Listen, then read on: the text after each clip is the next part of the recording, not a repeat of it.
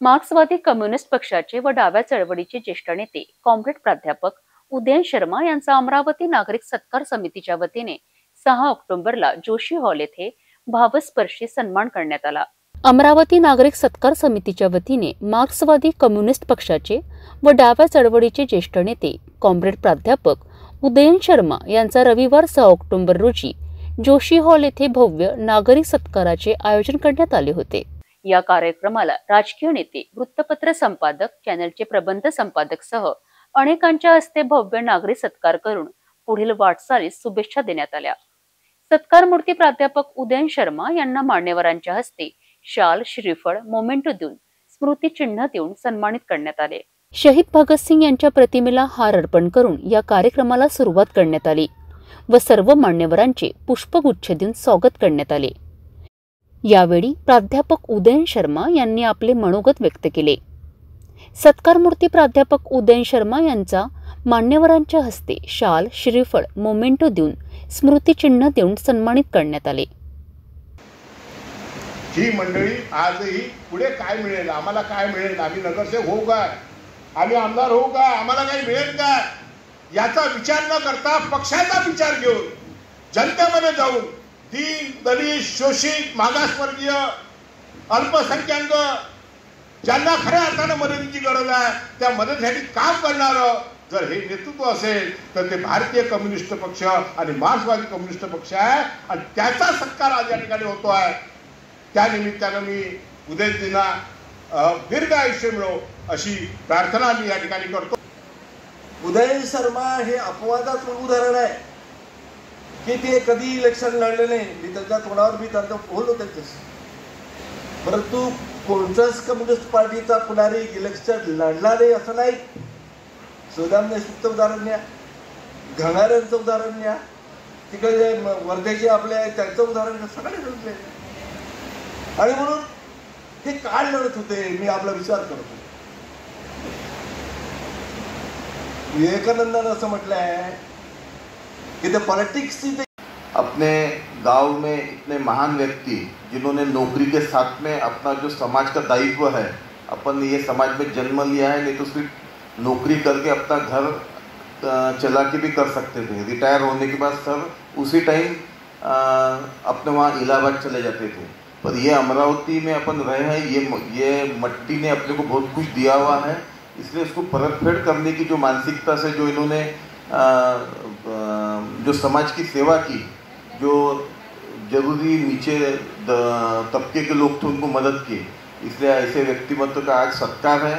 और वो सत्कार में हमारे को यहाँ पर उच्च सत्कार समिति का मैं सदस्य जो सुभाष जी पांडे ने मुझे उसके अंदर लिया, इसके लिए मैं उनका आभार मानता हूँ। निवडणुकीत उभं असतो म्हणून आपण लोकांची सेवा करतो, या समाजसेवेमध्ये वेगळा फरक आहे। आणि राजकीय क्षेत्रात उदयन शर्मा सरांनी जे त्यागाचं काम केलं, हे स्वतः निवडणूक न लढता लोकांची सेवा करणं हे खरी समाजसेवा आहे। समाजसेवेत फरक आहे। निस्वार्थ भावनेनं समाजसेवा करणं असे लोक समाजामध्ये फार कमी आहे। अनंतराव, तुम्ही आम्ही लोकांचे कामं करतो, हे निवडणुका आपण लढतो, मत मिळाले पाहिजे हा आपला स्वार्थ असतो, आपण निवडणुकीमध्ये जिंकलो पाहिजे, हे जरी कडू वाटत असलं तरी हे सत्य आहे।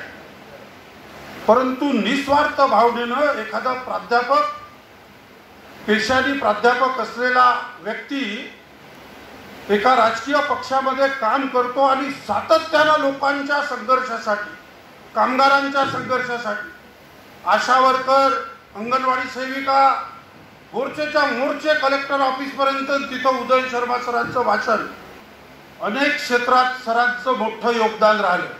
मी त्यांच्या चरणी नतमस्तक होतो।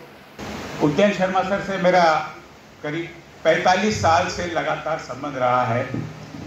जब से मैंने केशर भाई लाहौटी महाविद्यालय में एडमिशन लिया, मैं मूलतः कॉमर्स का विद्यार्थी था। कॉमर्स से फिर मुझे आर्ट्स के तरफ सर लोगों ने लेके आया मुझे। विद्यार्थी जीवन के अनुभव में यदि उदयन शर्मा सर की बात की जाए, मैं 2 साल लगातार सर के साथ में जिया हूँ। अनुभव नहीं, सर के साथ में सर कैसे रहते, सर किस प्रकार संघर्ष करते। क्योंकि सर ने पढ़ाते समय, मुझे पता है आखिरी पीरियड रहता था 10:30 से 11 बजे का। सर 1 बजे तक 3-3 घंटे तक मुझे, जिसमें 1 घंटा पढ़ाई की बातें और 1.5 घंटा जीवन के संघर्ष की बातें रहती थी। मैं बहुत साधारण घर से, साधारण परिवार से आने वाला व्यक्ति था, लेकिन कॉलेज में जहाँ मुझे मोहता सर है, यहाँ राठी सर है, भाऊबेल सर बैठे हैं, सभी का मार्गदर्शन मुझे मिला। किशोर फुले, विलास भाऊ इंगोले, बबलू भाऊ, सुनील भाऊ, ये सब आज यहाँ ऐसा लग रहा कि कॉलेज की लाइफ जो हम थे, सारे के सारे जीवंत लोग यहाँ दिख रहे हैं। मुझे पता है कई बार बाहर की परिस्थिति से हम निराश हो जाते थे, सर पढ़ लेते थे हमको, क्या बात है। क्योंकि मैं जब पढ़ता था, मेरा जॉब भी रहता था, 11 बजे ड्यूटी भी जानी पड़ती थी, सर कई बार 1-1 बजे तक मुझे रोक लेते थे। तो उसमें से, उस संघर्ष में से कैसे निकलना। आज किसी राजनीतिक पार्टी का यहाँ सत्कार रहता था विलास भाऊ, तो आपको किसी न किसी प्रकार की लालच दे के उनको बुलाना पड़ता था। आप पद की लालच दो, नगर सेवक की लालच दो, पैसे की लालच दो, गाड़ी की लालच दो, आपको खर्चा करना पड़ता था। तब आपके पास में इतनी विशाल गर्दी होती थी। सर ने क्या कमाया, तो सर की ये पूंजी है। सर ने पैसा नहीं कमाया, आदमी कमाया, और वो आदमी सारे के सारे स्वयं स्फूर्त होकर यहाँ पर आज सर के सत्कार के लिए है।